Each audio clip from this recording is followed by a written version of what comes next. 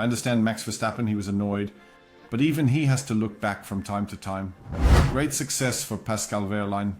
That certainly helps him get over the fact that things didn't work out so well in Formula 1. Team order was okay, but Norris could still have won with an overtaking maneuver after swapping places. Hello, dear Motorsport-Magazin.com friends and Formula 1 fans, to the AVD Motorsport Magazine with Christian Danner. Hello there.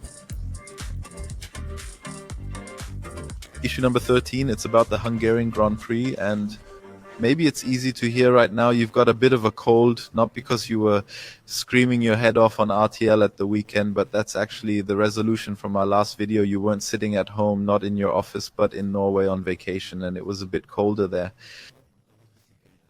Yes, that's true. A bit colder. I mean, you always have to think about where it is when you go there. It's far north and the temperatures were correspondingly northern, mixed with a lot of precipitation, so you get really soaked, drenched, and in the evening you're practically frozen to the ground. That's what happened to me, and that's why I have a bit of a raspy voice, which is much better now that I've been soaking up the Hungarian heat for a few days and mixed it with the studio air in Cologne, and now everything is almost back to normal, and you can only hear a slight difference. But after the race, one could actually think that it came from the commentary, that you were so out of your depth and your voice suffered a bit because of it. It was a good race, Yes. Wasn't it? It was a fantastic race, and I like it so much because nowadays you don't just sit there passively and look, yes, what are they actually doing now?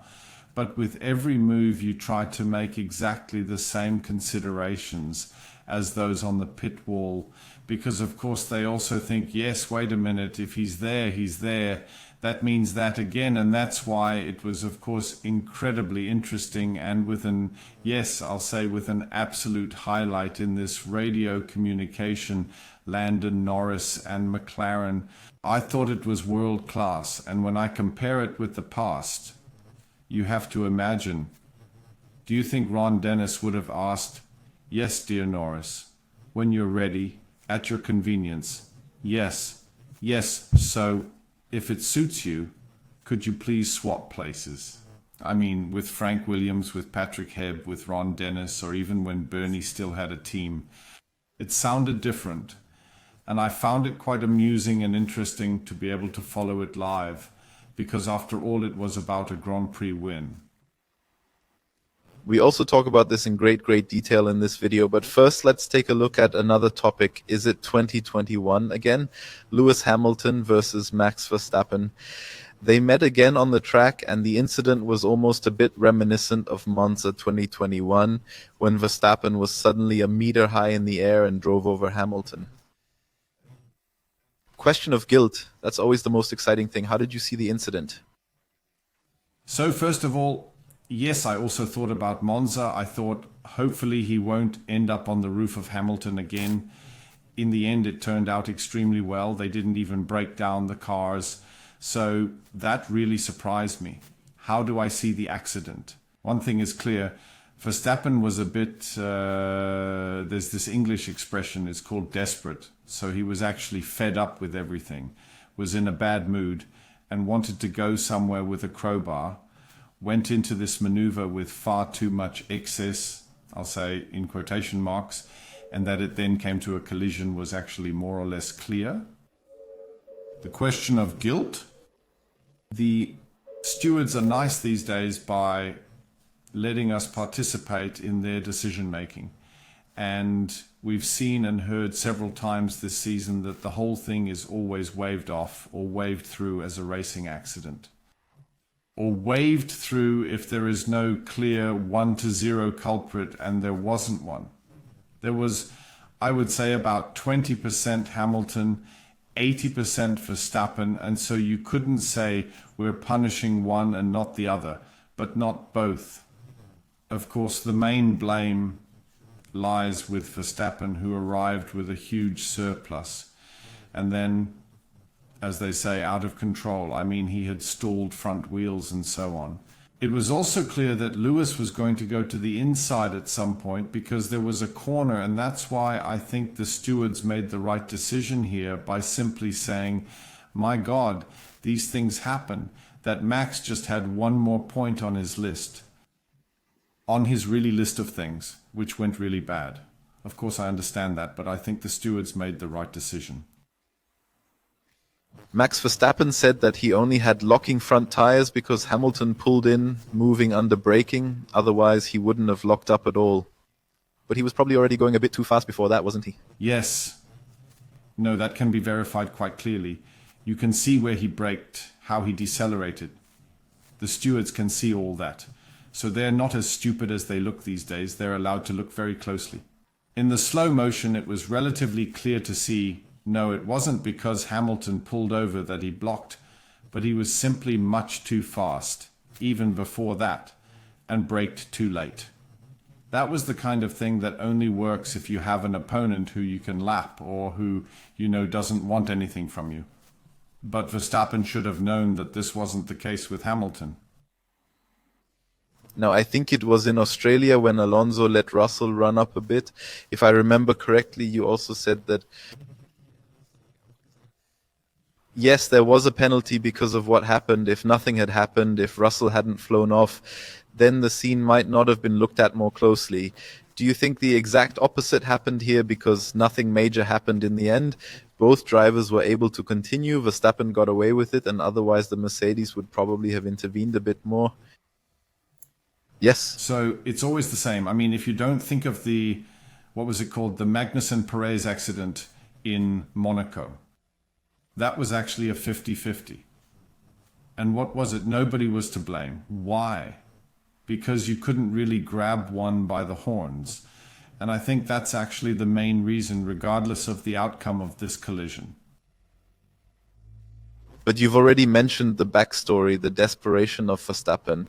How did you perceive these radio messages? Was that too far? Did he go too far? Or is it okay to tell the team what you think?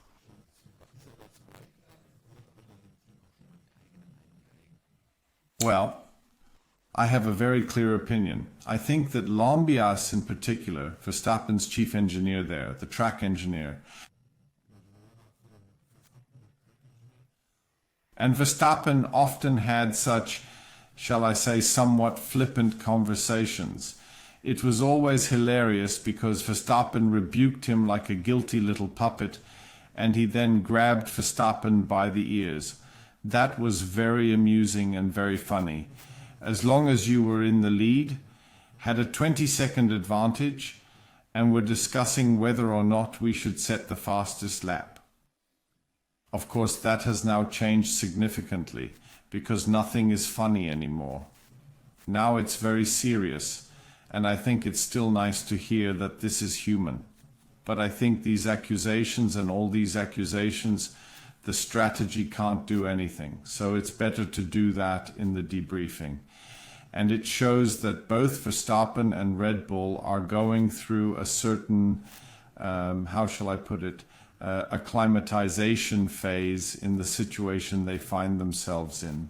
You're actually still in the mode of, I'll drive away at the front and then things will work out. No, those days are over. You now have to find your way in a direct duel with Mercedes, with Hamilton in this case, and with Leclerc. And there's really no point in somehow blaming the strategy department. I don't think that is simply counterproductive, because we must not forget that this department has always made the right decision in 99 out of 100 races, and for example in the last 3, which has led to Max winning the race. We don't even need to talk about the fact that he himself is a top driver and so on. But I thought that was a bit exaggerated. So you should give Max Verstappen the McLaren or Ferrari strategists. That would be an exciting constellation. He's a bit spoiled from the last few years, from this extreme superiority, and is now caught up in normality, and therefore has these problems, these enormous problems when things don't go quite so well. I don't think he has such insane problems. I just think that he's pissed off, and because he doesn't want to hold back. So he's also pissed off at Piastri sometimes. Have you ever been able to say anything to him? I think the only thing he said at the race was that it was time. It was about time that I was allowed back to the front. But apart from that, he didn't say anything. And that's just a type thing, so I don't want to discourage anyone. He's clearly not used to it, or no longer used to it. Because it's a classic, it's good to stink with full pants. That's just the way it is. When I'm driving around at the front, I can manage it all. I'm confident, a real gentleman, and everything fits. And as soon as I'm in the infight, things change again. But no reproach.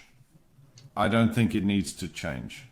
I don't think he should change his basic attitude at all, which is pretty pithy. I think he should carry on doing exactly the same thing. And that's the way it is. I mean, when an Alonso was driving against a Schumacher, wasn't kid gloves either. They already knew how to deal with each other. And I think that's perfectly fine. And the fact that he talks a bit too much is, again, a matter of taste. But we'll let him be, because we like him to take part in these conversations. Yes, if I were the team right now, I probably wouldn't think it was so great if my employees being so grumbled at by him. He also said later that, yes, somehow we're not all on the same wavelength. Also, with regard to the problems with the vehicle that have been going on for some time, he told his critics, yeah, fuck off, so he's not going to let anything happen. Nevertheless, the team management around Dr. Helmut Mark and Christian, everything was rejected by Max Verstappen, and he said, no, that was our mistake. The strategy wasn't great, and it wasn't his fault. Everything was great. Is that the fear? Is that what Verstappen is now saying? He doesn't like it at Red Bull anymore. He's leaving, and that's why you can't even criticize the king now? Or do you have to criticize him with kid gloves? I would say that's a very likely scenario that you've just mentioned. Yes, I think that's quite likely. Like Hamilton, Verstappen is already an extreme number one driver. Or like Schumacher back then. Well, Schumacher had everything in his contract. Barrichello had to ask in the morning whether he was getting up with his left or right foot. But that's all okay too. Lewis is also someone who has always needed to be pampered. And that's all good, and we do it for you and no guilt. I understand that the team reacts like that. I understand that. They have to get back together on a different level, that you express criticism, that you let it sink in, and that you deal with it sensibly. When such harsh accusations are made, the following usually happens in the team. There are always a few who have pulled the classic arse card, and they are then offended. I mean, the strategy has worked really well. And now they're getting a bashing that's just so whistling. I'd be offended by that. So I'm curious to see how that will develop. That was, let's say, act number one, or maybe a bit more, but there will certainly be more to come. Let's put the Red Bull issue to one side for today at least. We'll deal with. I promised to talk about McLaren later, but now it's time for you to have your say. Let's move over to your favorite ASKAvD section.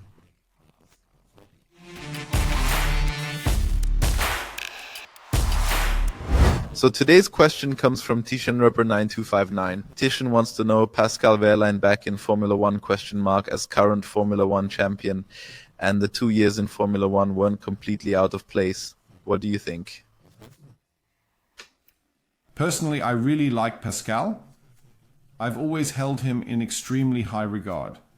For me, he was a gem who unfortunately didn't get the chance. Or unfortunately not the chance to continue working on what he started in Formula One. He would definitely have become a top Formula One driver if he had been able to continue there. But you have to say he has done extremely well in Formula E. It wasn't always a bed of roses there either. And that's a special thing. And for me personally, the fact that he has now become world champion is a kind of confirmation of how I have always assessed him. I spoke to him in Berlin at some length, and of course I also congratulated him on his world championship title. I have to be honest, having a German single-seater world champion is something we have to be proud of. It was a very hard-fought championship. And I think Pascal can also be very proud of that, of the way he did it. He learned a lot from his mistakes. He hasn't always done everything right, even in Formula E. And now here he is, let me say, a well-deserved Formula E world champion. So congratulations again. And what about Formula One? Unfinished business? Does he still have a chance? Should he get it again? I think not. I think not. Should he use it when he gets it? Yes, logically.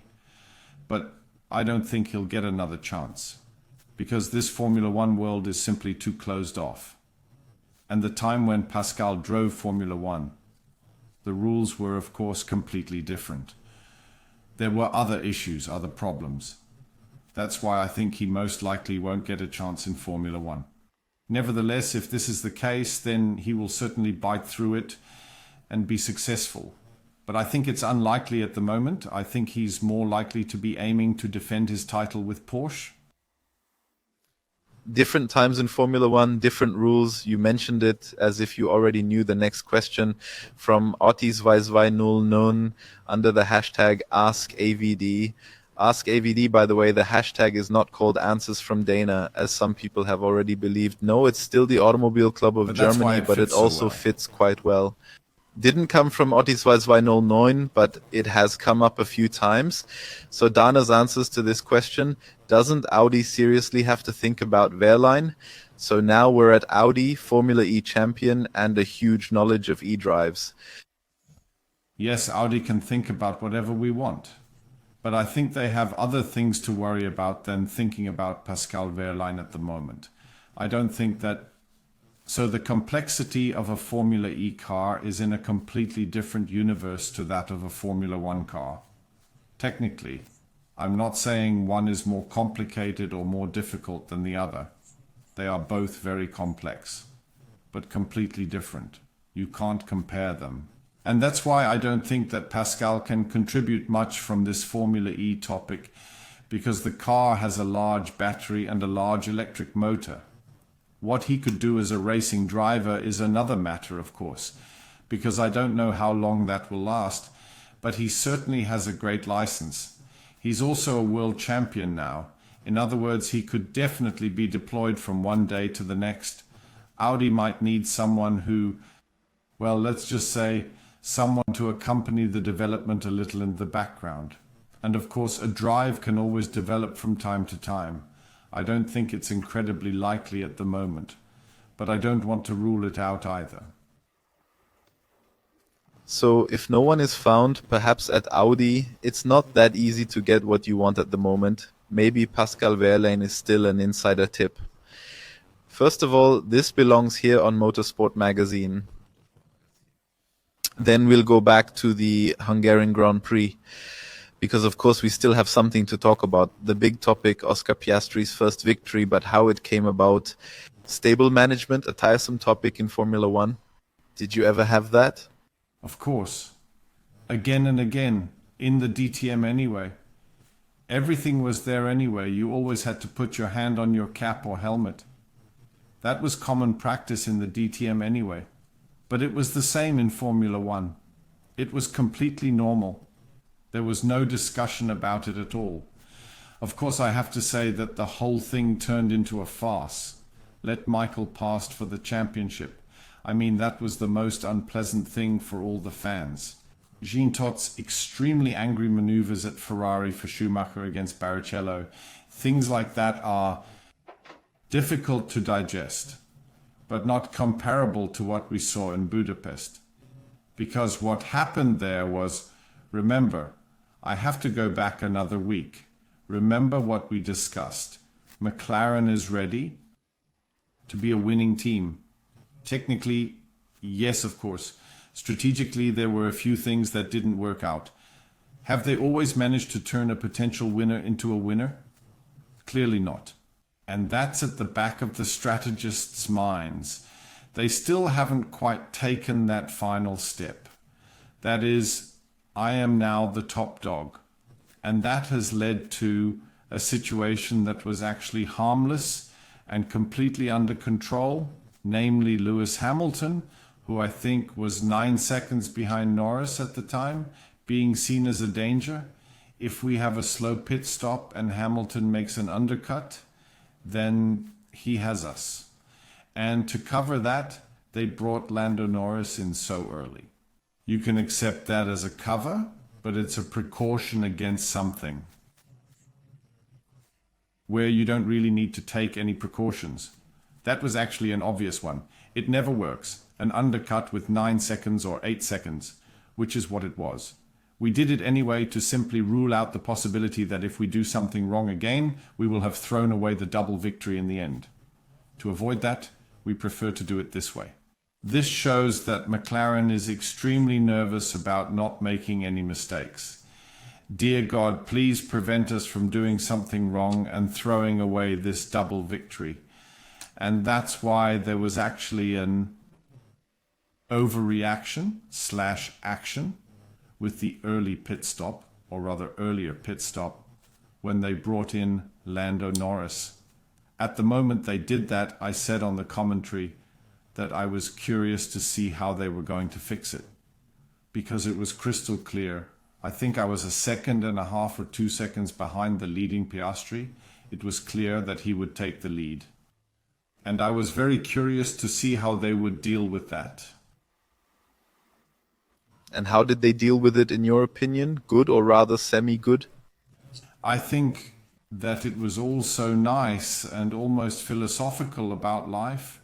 You meet again and again, and every morning when we talk, think about it and so on. I thought it was really nice and really sweet. On the other hand, as I've said before, I've heard other announcements that are tough as nails. Don't do that, otherwise you'll get a proper enema. That Lando Norris then doesn't respond when asked at your convenience.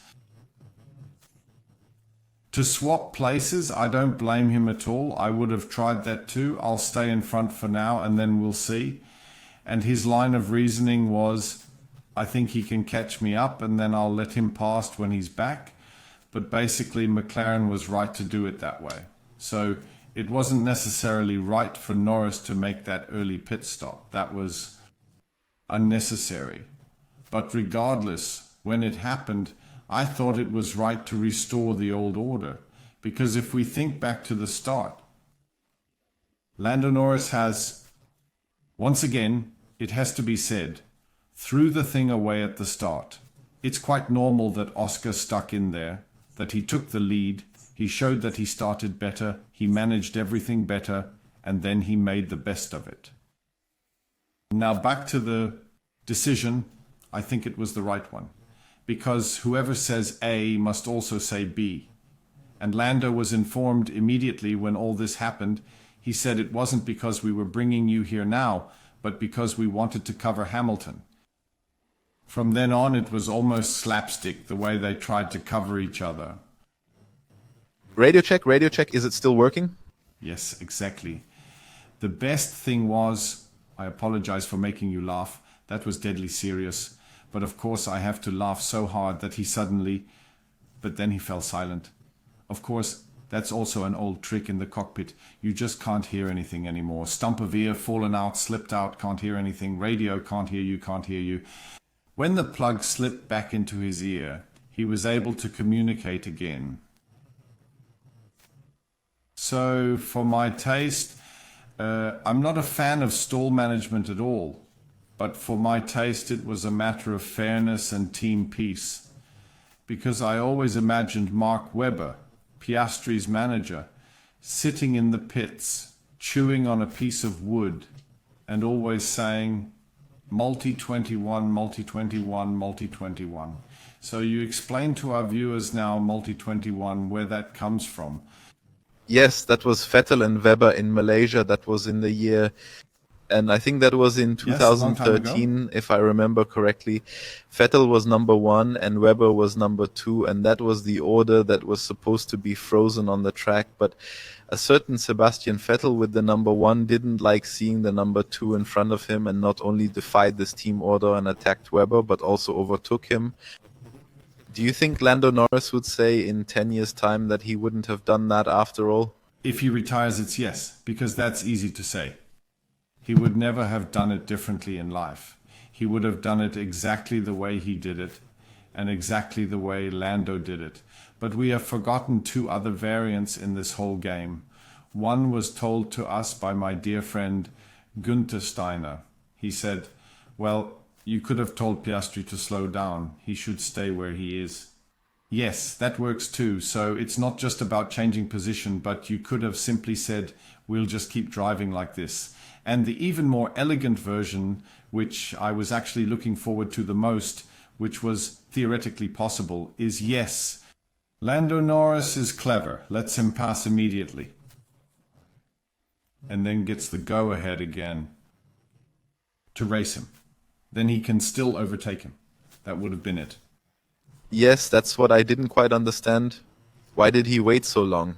Because he was guaranteed to have thrown away any chance of victory by doing it at the end. Error in thinking. But he also noticed the second stint. He realized that Piastri had made a mistake, that when he was under pressure, there was still something in it. Yes, of course, there was still something in there.